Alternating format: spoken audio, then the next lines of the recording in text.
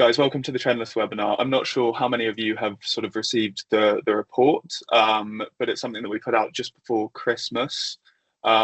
This basically is not a trend report. I wanted to get that across first. We posted 22,000 pieces of content last year on behalf of our clients, and we really identified the 5 core social behaviors that drive social growth. So this session is us sharing them with you. But first, I'll give a little intro of myself. I have no hair now. This is me on the left-hand side, in case you can't notice. I'm the social media strategist here at Fabula. My role involves sort of content planning, platform and audience research. So it's really about setting direction for brands on social media. So getting straight into it, the reason for this report is really because Brand Social has taken a big shift from independent content creation to sort of trend-dependent content creation. We're kind of in an era right now where trends move too fast to matter. Platforms are superficially rewarding the sameness, so sort of copy paste skits, templated audios, and it means that content is becoming louder but a little bit less meaningful, and as a result I think branded content is becoming more forgettable. But really, original ownable content still rules. The good news is that the algorithms haven't flattened originality. The most memorable brands on social carve out their own niche, and they understand the following principles that I'm going to share with you. There's an example here on the left-hand side, some really nice work that the team have done with The Entertainer in the build-up to Christmas. So they're a toy shop. We created an episodic series called Letters to Santa. I think across Instagram and TikTok, it achieved over sort of 4 million views. So a really nice example, and we'll go into sort of unpack what made that work. But good job to the team who worked on that, and slight humble brag. So the first behavior that I'm going to share is around recommendation-based algorithms. So I'll break out kind of what I mean by that. It sounds sort of keyword, agency keyword, and I promise to you that it's not. It's really down to the fact that TikTok has killed the follower. So once upon a time, you would have been served content shared by your followers and little else. You would have been sent content from a friend or family member that you found engaging, and you stuck with it, and then you went on to follow a page. That was until the late 2010s, when TikTok broke social media. They knew that their algorithms kind of had a better idea of the types of content that their users were into, more so than the users themselves did. And every platform since has borrowed this approach, this algorithmic approach, to varying degrees of similarity and success. So if you think of Instagram Reels, for example, or YouTube Shorts, or I know LinkedIn trialed sort of vertical video formats where you would be shown content from people you didn't necessarily follow. So the algorithm knows what users like to consume more than they do. And what is informing the algorithm of the content to share is video view throughs, so the amount of time spent with a video, as well as sharing content in quiet spaces as a key signal. So sharing it into the group chat, or sharing it into in-platform groups with your friends, or even saving the content for later. So content visibility isn't necessarily determined by the number of followers your page has. It's determined by valuable content that people genuinely want to return to. Brand accounts are now found and followed, and loyalty really isn't guaranteed with followers. Saved shares and view throughs, as I mentioned, are the key signals, and brands need to earn visibility every single time they post. They can't rely on a large following to have consistent content exposure. An example of a brand who do this really well is Birra Moretti. So they provide sort of really useful dinner recipes, mainly with creators, for people to save and return to when it comes to dinner time. They understand when their product is used and consumed, and it's no coincidence that it tends to be the exact same time of day that their audience enjoys a cold beer. I know this because this is content that I've saved and returned to. They've worked with creators that I follow. And actually it's meaningful content that goes above and beyond just product promotion. The second behavior that I'm going to talk about is something called episodic content. If you are a client of Favela, you would have heard us talking about this quite a lot over the past sort of 6 months or so. And really, it's all about making television on social media. And by that, we mean using what you'll sometimes hear called distinctive brand assets throughout your video content. So distinctive brand assets in video content are using consistent characters, so the same people, consistent treatment, so the pacing, grading, and editing of your footage, as well as consistent physical environment in which you show that content. And this together helps create recognizable brand worlds, really. And when you have one concept that you know is sort of working with an audience, you can rinse and repeat that time again to help build that familiarity. This example here is a really interesting concept from a brand called Built. They're a loyalty program and a payments network based out of the US that allow you to earn points on rent payment. So quite a mundane product, technically. But they've actually launched their own social sitcom and they've named it Roomies. They've given it their own channel. And after just one season, the account grew to over 130,000 followers. And a second season has since dropped. I think it's dropping at the moment. But it's worth checking out as almost like a best-in-class example of what episodic content should look like. So familiarity really helps to build that brand trust. We know that brands should focus on repeatable formats over big campaigns. And really focus on creating those physical brand worlds over moments that you could share on social, and really build that recognition over novelty. So 81% of consumers say that they need to trust a brand before they'll even consider buying from it. And we know that episodic content is a great way to leverage that trust. This is an example from one of our lovely clients, Thoughtful. So we worked to create a series that was basically a voice note series that our boss sent us. So I'll share this example now. Hi team, for Instagram this week, can you show some of the new gifts, the Tonys, and it's an amazing new wrapper, the heart mug, I think that's really cute, and the chicken wine. Definitely the chicken wine. All the girls love chicken wine. Obviously, so show some cards, that's kind of our thing. But let's not talk about face swap. It's awesome, but we talk about it too much. Show off some of our socks, but don't put them on your feet, otherwise we'll get some more weird messages. Maybe you should mention Christmas, but don't go overboard. It's only October after all. Okay, great. Can I see something about it by the end of play? Cheers, bye. So this was a great piece of content that is very sort of lo-fi and organic. Great job to the team, by the way. And you can see that actually it was incredibly popular just by the number of likes that the piece of content attained. And as soon as we saw that take off, we started to rinse and repeat the format. So we borrowed the same voice note setup. We again returned to Thoughtful's office and we listened to the comments to actually start ideating what was going to come into the following episodes. And actually the level of exposure that piece, those content series achieved just continued on from there. So it took a bit of trial and testing up front, but once we had our formula, we knew that we could stick with it. And it became a really sort of identifiable episodic piece of content for one of our clients.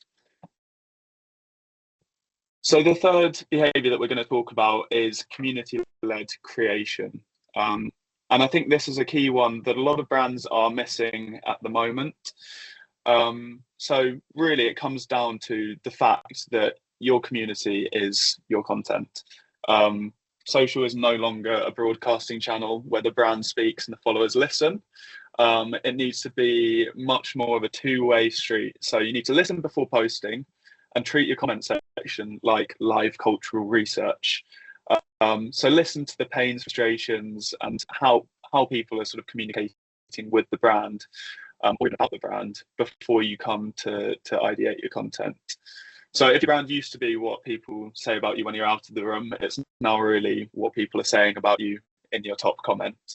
And when brands only participate in 1% of the conversations that they're mentioned in online, it's really important that you listen into those conversations that people are already having and create content from the back of it. So I'll share another example with you now. So this was with our client Organics. Becky, can toddlers have popcorn?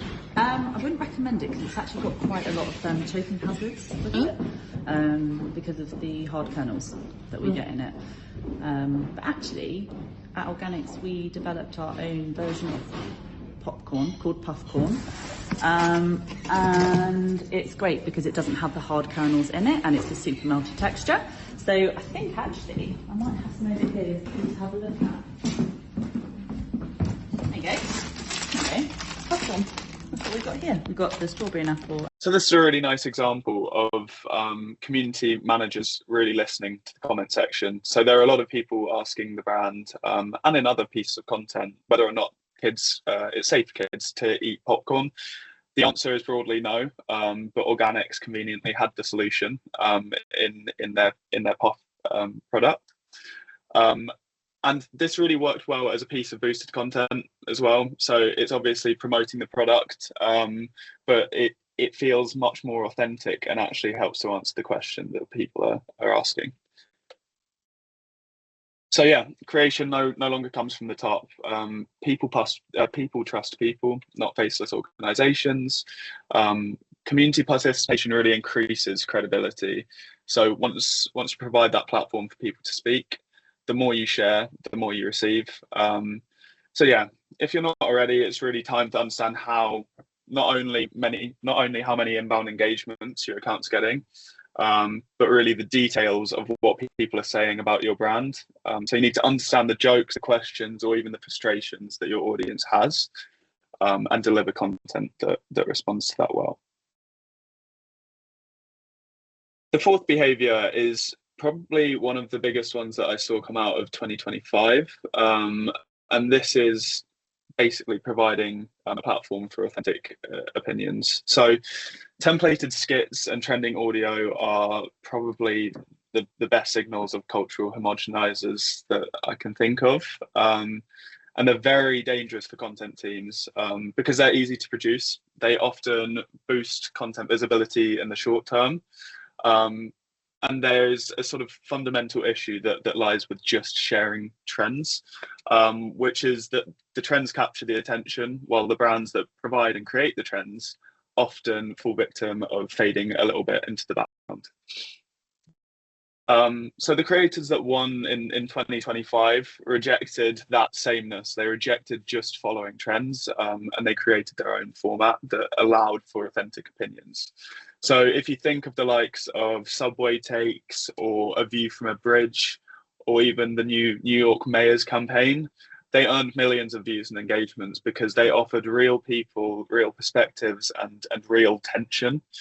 They understand the cultural topics that people are having out in society, and they understand the topics that people are feeling very strongly about, and they create the content from there. So I won't play this whole example, but this is an example from Netflix for A View from a Bridge. Don't get bullied, be tough, don't ever cry in front of people, don't ever tell people about how you're feeling. I grew up with men that were really like that, like from back in the day, that were like, you know, hard as nails, seemingly on the outside. I had kids at an early age, man. My first kid I had when I was 17, just about to turn 18. And, you know, I did not know how to be a parent. I didn't even know how to be myself. And I was learning as I went along. I'm going to pause it there to save on the waterworks. It's quite an emotional piece of content. But this was used to actually promote Adolescence. So the TV show that's won a number of BAFTAs since.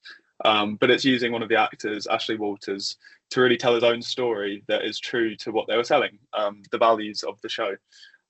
It's a really sort of poignant format, and I think it's one that works really well in this situ. So yeah, the best brands provide platforms for the creators that they're working with, not scripts. So it's really brands' role to create a space where people feel comfortable to talk. And then creators can provide the context, and actually it's the real people that provide the truth and what is most meaningful. The example on the right, I love, so I'm a big fan of Fred Perry, and this is a video snippet from their Sanders collaboration, and they really sort of understood the drill. So they allowed their people who are working to actually have the platform to talk through their craft, and it sort of shows that they're still making shoes by hand in a world of sort of a lot of automatic manufacture, which I thought was a really nice insight. And then finally, the fifth key behavior is brand ambassadors. So a piece of IPA research came out in late 2025, and it unveiled that actually influencers aren't just a nice to have anymore. They are literally the most effective use of budget to drive long-term brand growth. And that outweighs sort of budgets allocated towards TV, out of home, and even paid social. And when we're talking about brand ambassadors, we're not talking about one-off posts with high follower influencers.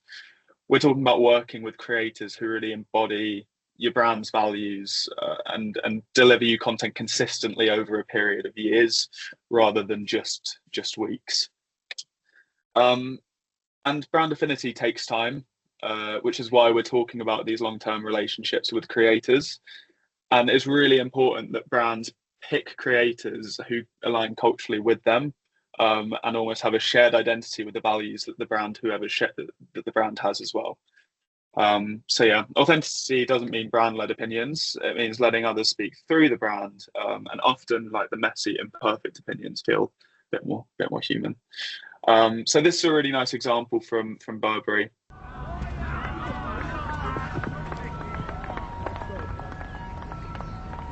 Do you mind if I? Oh, not at all. Go right ahead. Thank you. Yeah. Oh, you're drifting. Oh, wow. That was a close call. Thank you. Nice coat. Thanks. Do you play? My brother does. Oh! Well played!